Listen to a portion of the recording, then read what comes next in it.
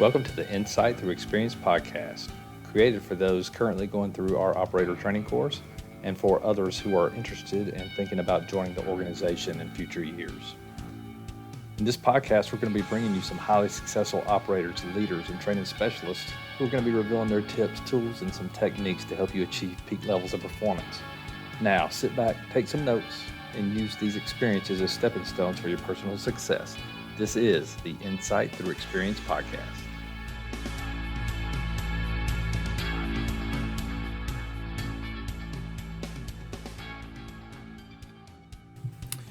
Welcome back to the Insight Thru Experience Podcast, everybody. I'm excited to have you back. This week's episode should be a good one, and this is episode number 6 already. It's hard to imagine. This is the 6th week we've been doing these. This week's episode is gonna be another compilation episode, kind of like week 3, or episode number 3, where we bring in some of the excerpts from some of the interviews that I did with our operators here at the organization. We're going to compile those into some questions and answers to where folks listening who might be coming to the future selection or might be in OTC can gain some knowledge about the inner workings of the 724. More specifically, what our operators value in each other when it comes to traits, characteristics, and those things they see every day. So there should be a lot of value to gain during this episode, so pull out your notebook, take some notes, and prepare for the Insight Thru Experience Podcast. Thanks for joining us. So I was thinking through how to design this episode.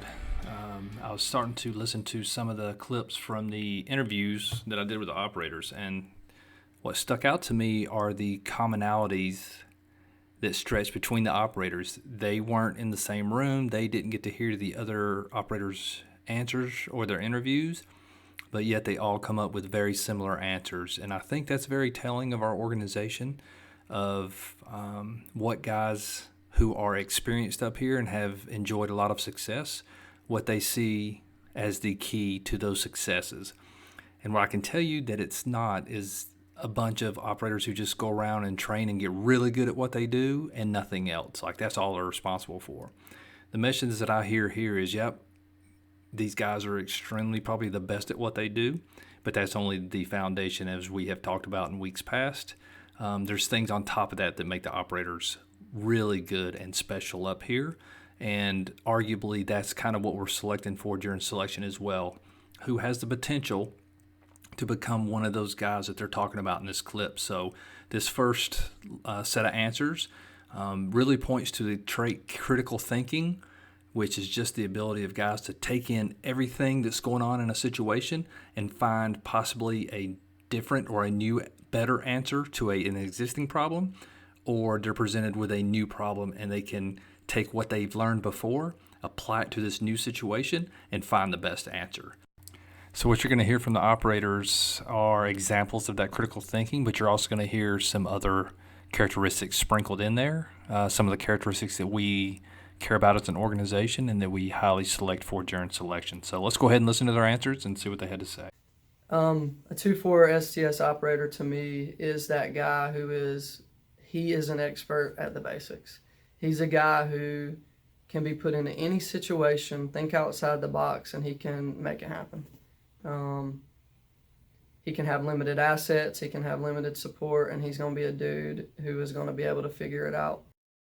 You have to be able to execute those tactical level skills while you can take a step back with your brain and think about what the next step is, or think about what you're going to do to assist in whatever you need. Who's putting the litter together? How are we going to get this guy out of the house? Who am I using as a forward observer?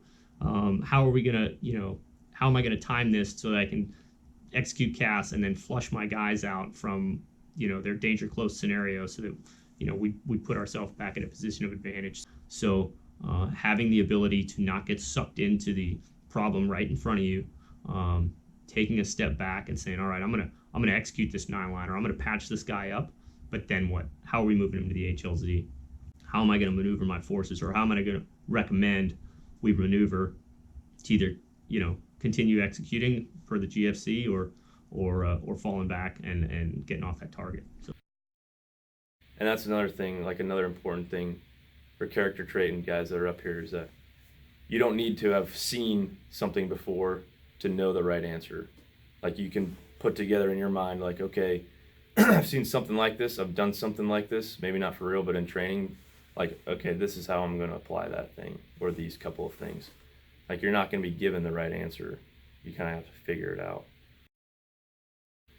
We strive to be a bottom-up, driven organization. So the guys that are really making the plans and coming up with solutions to problems are at the lowest levels. As a troop commander, I'm tasking my team leaders and hence their teams to come up with the solutions to whatever problem set we're trying to figure out. They're the guys that are generating the ideas for us to move forward to actually, solve the problem. So when you come up here, you definitely have the opportunity to, put your brain against strategic level problem sets that I've just never seen before previous to this. But I think the only real commonality is your ability to think for yourself, to assess whatever situation you've been given and figure out how you would best solve that problem and have a high probability of being correct. Yeah, I think the one trait that I've seen in a guy that tells me he's going to be extremely successful, no matter what his skill level is as he comes in, is really his ability to take critical feedback and implement change. You don't have to be the best guy. I think that it's very beneficial for a guy. We had a guy on the team this last year who had very limited experience. Ended up being, in my opinion, the top performer in all of OTC. And I think the thing that set him apart from others was that he took critical feedback and he was able to quickly develop the skills needed to be successful in any area that we talked to him about. And I think that's it's a trait that some guys have, and I think it's a trait that can be learned by dudes who don't have it. All right, so a lot of things to unpack there. Some really good answers. And just so y'all know, none of that was scripted. It was just me sitting in a room one-on-one with them and just asking them the question, and that is what rolled off their tongue. So, A, very impressive, proves to me that we're hiring the right guys. B, the ability to see through just being good at your skills is hugely important. And once guys get experience up here, they quickly realize that, again, that's just the foundation. You're expected to be really good. What can you do on top of that? Really answers a lot of those questions for us. So that's what we're looking for during selection. Again, going back to the critical thinking piece, I think that is the underlying theme to all these answers. And I like what he said there at the end of, to be a good critical thinker, that means you have to be able to be open enough to take critical feedback. And that feedback may be instantaneous in the moment during a very stressful situation, or that may be coming in, slower paced with some nonverbal feedback from people, or somebody sitting down with you and giving you a couple of pieces of critical feedback. And then what do you do with that feedback?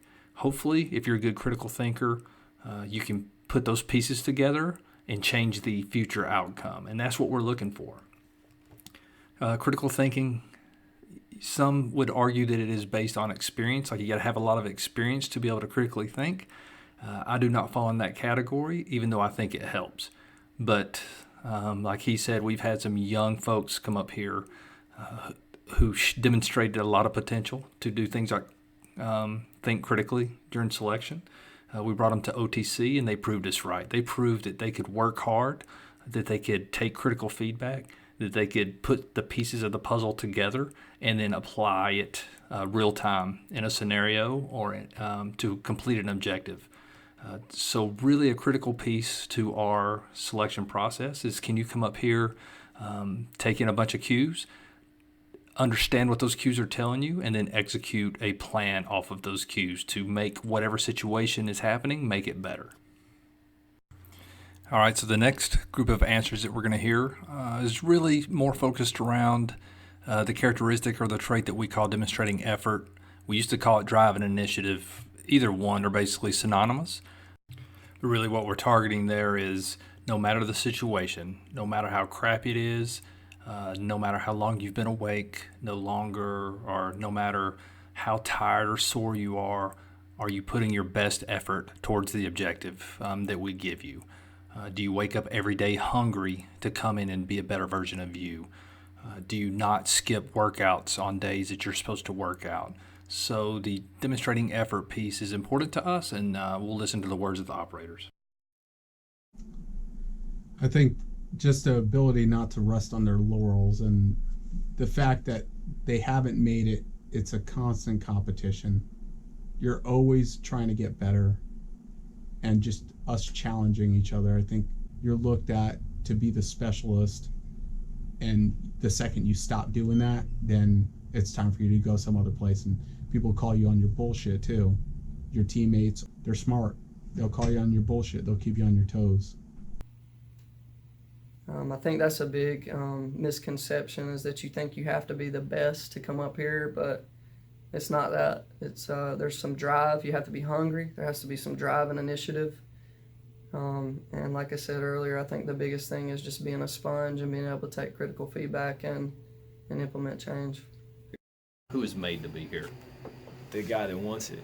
The guy that is absolutely the person who wakes up and says, I want to get better today. Like, I want to learn today. And as long as you have that mentality, man, I think because every person who's around you wants to teach you. And if you have the mentality of, I want to learn today, you're going to get it until you can't soak it up anymore. So if in my opinion, if that's the mindset of the person, that when they come here, they'll do really well. Yeah, so some more good answers by the operators, and hopefully folks are sitting out there saying, well, no kidding. Of course everybody wants guys who are hungry. But what's interesting is everybody that comes to our selection process, when we question them, they all think they're really good at all these characteristics.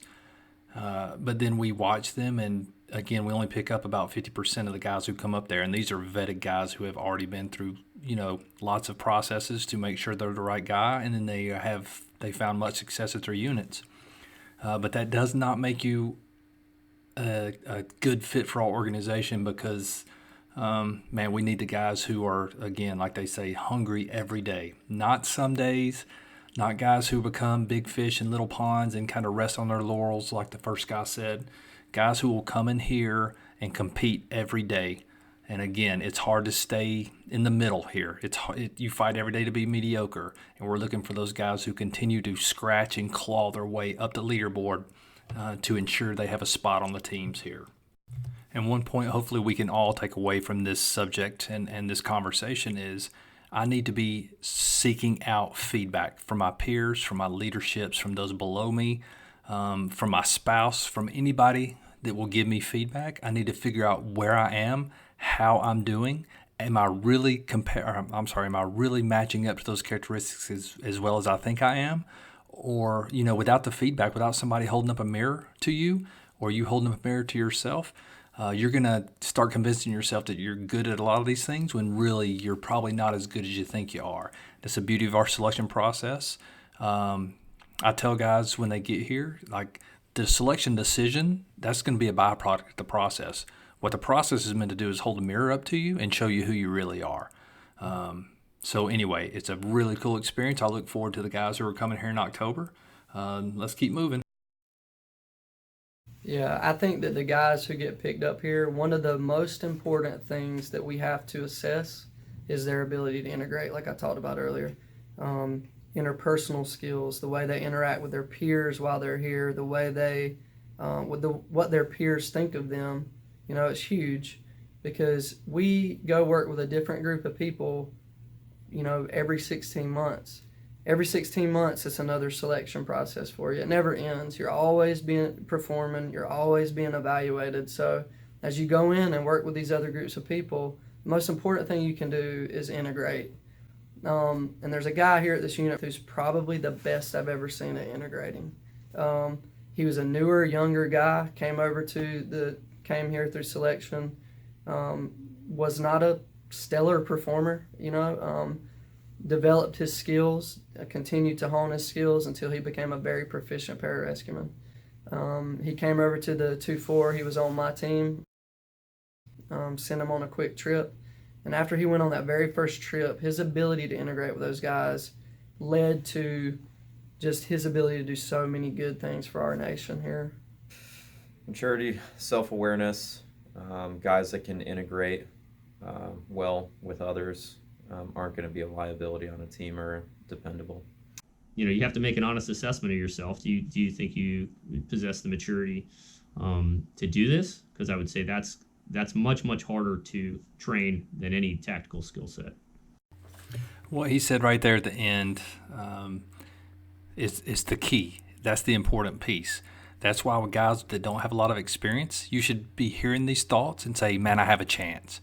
Whereas years past, we probably hired a little too heavily on experience and you wouldn't have had a chance. Now you do.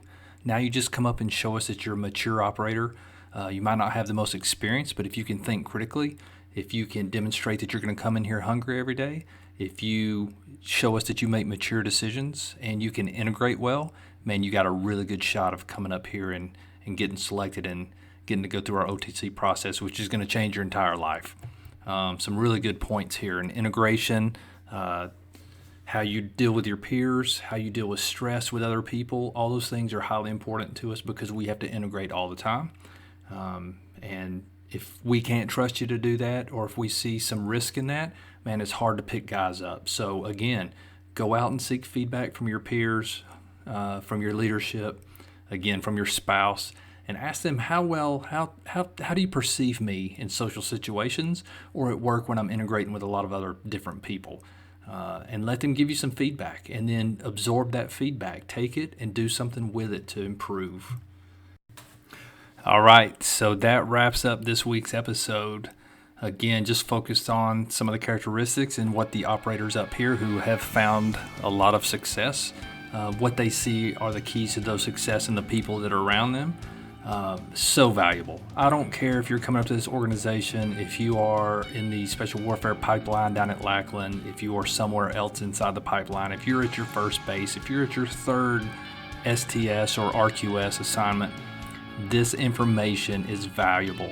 Why? Because your commanders and your peers and your leaders need you to possess these same kind of characteristics. These aren't magic. These aren't something new. These characteristics that we use at our organization are the same exact ones they used at the entry into the special warfare pipeline. And these characteristics are common throughout the entire system.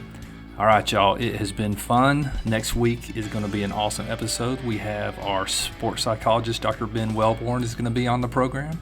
And he's going to drop some knowledge on us as well. Can't wait for that. He's going to teach us, or at least give us insight on the mental performance side, which is going to be very valuable to those guys coming up here for the October selection. So stay tuned to that. And we will see you next week on the Insight Thru Experience Podcast.